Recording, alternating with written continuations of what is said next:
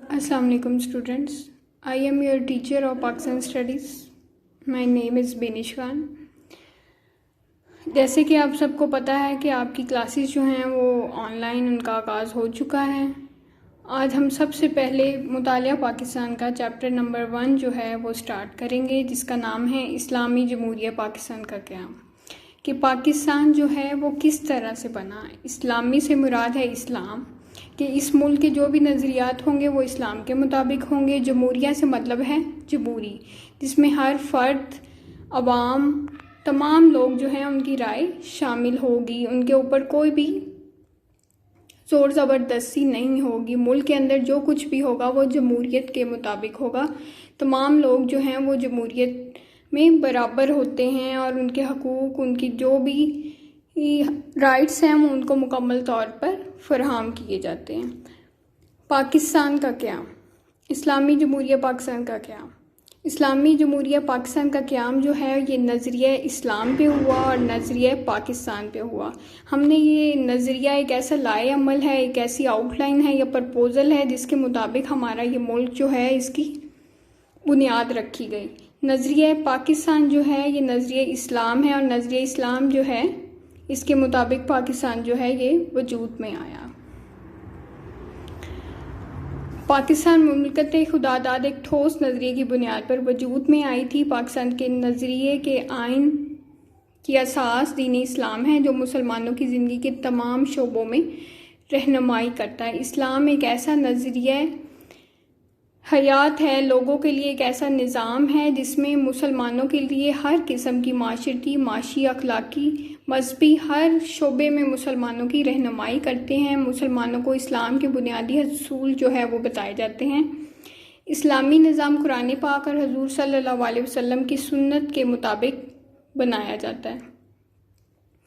کوئی بھی چیز جو ہے وہ ان سے انحراف نہیں کرتی. یہی نظام ہمارے پیارے وطن پاکستان کی بنیاد قرار پایا.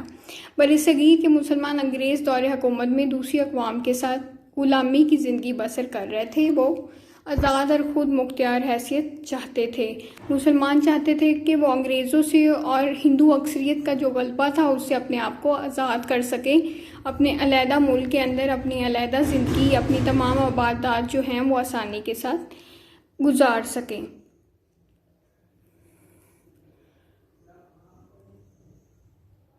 مسلمان جو تھے وہ یہ چاہتے تھے کہ ان کی جو اکثریت ہے اس کو علیحدہ کر دیا جائے اور ایک مخصوص خطہ زمین پر دین اسلام کے اصولوں کے مطابق اپنا ایک علیحدہ سے نظام جو ہے اس کو رائج کریں اور اپنی منزل مقصود جو ہے اس کو حاصل کریں. یہ سوچ جو ہے یہ مسلمانوں کا نصب العین بن گئی اور ایک دن وہ اس قابل ہو گئے کہ انہوں نے اپنے لیے ایک علیحدہ ریاست جو ہے وہ حاصل کر لی. اور اس ریاست کو حاصل کرنے میں عظیم رہنماؤں کا بہت زیادہ ہاتھ تھا، جس میں ہم چند ایک نام جو ہیں وہ میں آپ کو یہاں بتاؤں گی. حضرت مجدد علی ثانی، شاہ ولی اللہ، حضرت سید احمد شہید، سر سید احمد خان، علامہ اقبال اور قائد اعظم. ان جیسی عظیم شخصیات جو تھیں انہوں نے اس پودے کی آبیاری کی اور اس خواب جو تھا اس کو عملی جامعہ پہنایا. یہ خواب جو تھا یہ مسلمانوں کی بہت زیادہ قربانیوں ان کے ذریعے جو تھا وہ وجود میں آیا، اس دنیا کے نقشے پہ ابھرا. پاکستان جو ہے اس کے پیچھے مسلمانوں کی، عورتوں کی، بچوں کی، بزرگوں کی بہت زیادہ قربانیاں ہیں جن کی کوششوں کے بعد ہم نے یہ ملک پاکستان جو ہے اس کو حاصل کیا. اب ہم نے یہ دیکھنا ہے کہ قائد اعظم اور نظریہ پاکستان. قائد اعظم جو تھے انہوں نے نظریہ پاکستان کے بارے میں کیا فرمایا، کیا کیا، کیا چاہتے تھے. یہ کیا قائد اعظم جو ہے انہوں نے کس طرح سے اپنی کوششیں کر کے اپنی تمام خدمت جو ہے براہ کار لا کے مسلمانوں کو اس قابل بنایا کہ وہ اپنی تحریک چلا سکے، اپنے لیے ایک علیحدہ سے ریاست قائم کر سکیں. قائد اعظم نے نظریہ پاکستان کی وضاحت 3 الفاظ میں کی ہے. پاکستان تو اسی روز ہی وجود میں آ گیا تھا جب پہلا ہندو مسلمان ہوا تھا.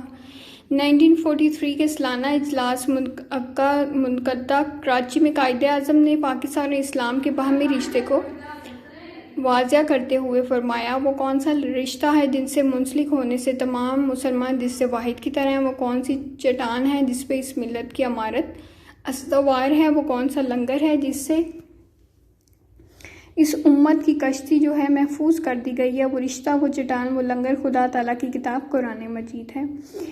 مارچ 1944 میں قائد اعظم نے طلب علموں سے خطاب کرتے ہوئے فرمایا ہمارا رہنما اصول اسلام ہے اور یہی ہماری زندگی کا ایک مکمل ضابطہ حیات ہے۔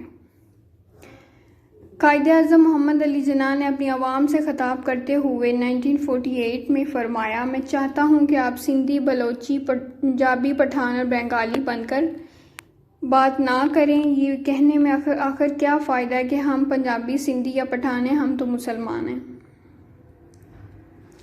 آپ نے علی گڑھ میں خطاب کرتے ہوئے ایک اور جگہ نظریہ پاکستان کی وضاحت کرتے ہوئے فرمایا پاکستان کے مطالبے کا محرک اب مسلمانوں کے لیے جداگانہ مملکت کی وجہ کیا تھی؟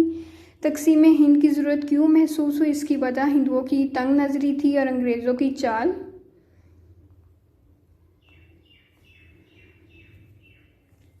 یہ اسلام کا بنیادی مطالبہ ہے۔ قائد اعظم جو تھے انہوں نے اس بات کو واضح کیا کہ مسلمان جو ہیں انہوں نے اپنی ایک علیحدہ ریاست اس لیے حاصل کی کہ بر صغیر کے اندر مسلمانوں کی رائٹس جو تھے محفوظ نہیں تھے، سیف گارڈ نہیں تھے۔ مسلمان جو تھے وہ ہر قسم کی اذیت زیادتی جو تھی وہ برداشت کر رہے تھے، وہ اپنے مذہب، اپنی باتیں جو تھے وہ اپنی مرضی سے نہیں اس پہ عمل کر رہے تھے۔ اس لیے مسلمان جو تھے وہ ہندوؤں کی اکثریت اور انگریزوں سے آزادی چاہتے تھے تاکہ وہ اپنی زندگیاں جو ہیں وہ اسلام کے مکمل ضابطہ حیات کے مطابق آسانی سے گزار سکیں۔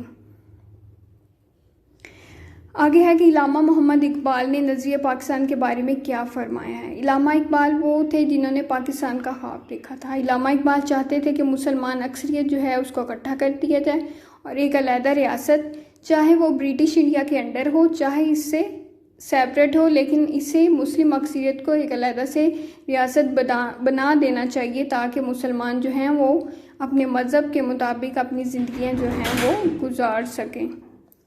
علامہ محمد اقبال نے نظریہ پاکستان کے حوالے سے یہ دعویٰ کیا کہ ہندو اور مسلمان ایک مملکت میں اکٹھے نہیں رہ سکتے اور مسلمان جلد یا بدیر اپنی جداگانہ مملکت بنانے میں کامیاب ہو جائیں گے۔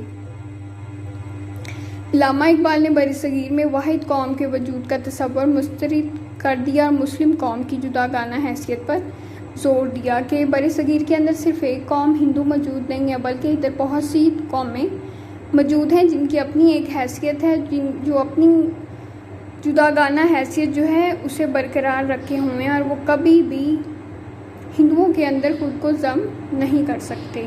اسلام ایک مکمل نظام ہے اور اس کو مانتے ہوئے علامہ اقبال نے اسی بنیاد پر برصغیر کے شمال مغرب میں علیحدہ مسلم ریاست کے قیام کا تصور آل انڈیا مسلم لیگ کے اجلاس جو 1930 میں پیش کیا گیا، انہوں نے واضح کیا کہ انڈیا ایک برصغیر ہے، ملک نہیں۔ یہاں مختلف مذاہب سے تعلق رکھنے والے، مختلف زبانیں بولنے والے لوگ رہتے ہیں۔ مسلم قوم اپنی جداگانہ مذہبی اور ثقافتی پہچان رکھتی ہے کہ مسلمان جو ہیں برصغیر کے اندر ان کی ایک جداگانہ حیثیت ہے، وہ کسی ایک قوم سے تعلق نہیں رکھتے۔ ان کا مذہب، ان کی ثقافت، ان کا رہن سہن، کھانا پینا، ان کا کلچر، ویلیوز، ٹریڈیشن، جو ہر چیز ہے وہ ایک دوسرے سے مختلف ہیں، وہ کبھی بھی اکٹھے سروائیو نہیں کر سکتے۔ اسی لیے مسلمانوں کے لیے ایک علیحدہ ریاست کا ہونا بہت زیادہ ضروری ہے۔